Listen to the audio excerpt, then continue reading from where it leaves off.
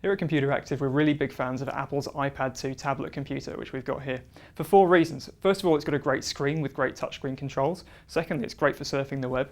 Thirdly, it's got a fantastic app store, so you can add all kinds of programs and games. And finally, the battery on it is really, really good.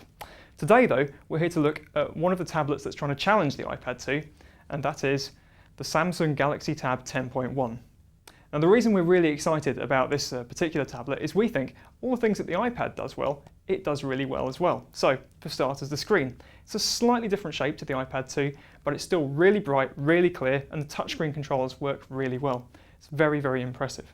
Secondly, apps. Now, we have to admit that this tablet, which runs on the Android operating system, doesn't quite have the same range of apps as the iPad 2, but it's still pretty good. You can still download games like Angry Birds, you can still download programs for using services like Twitter.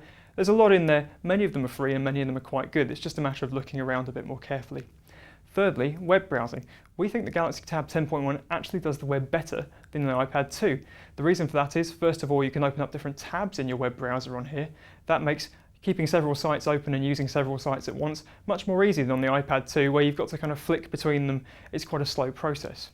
Also, it does Flash. Now, Flash is used by many websites to show videos and animations, including the Computeractive website. If you look at those on an iPad, there's nothing there. The Flash just doesn't work. On the Galaxy Tab, it shows up, and for the best part, it works really quite nicely. Sometimes a little bit sluggish, but generally it's a much better experience and you don't have missing elements from the pages. Finally, the battery. Again, this has a really excellent battery. We can't really tell the difference between this and the iPad 2 in use. Again, it'll run for days if you're not using it that much, or you can use it for many hours at a setting.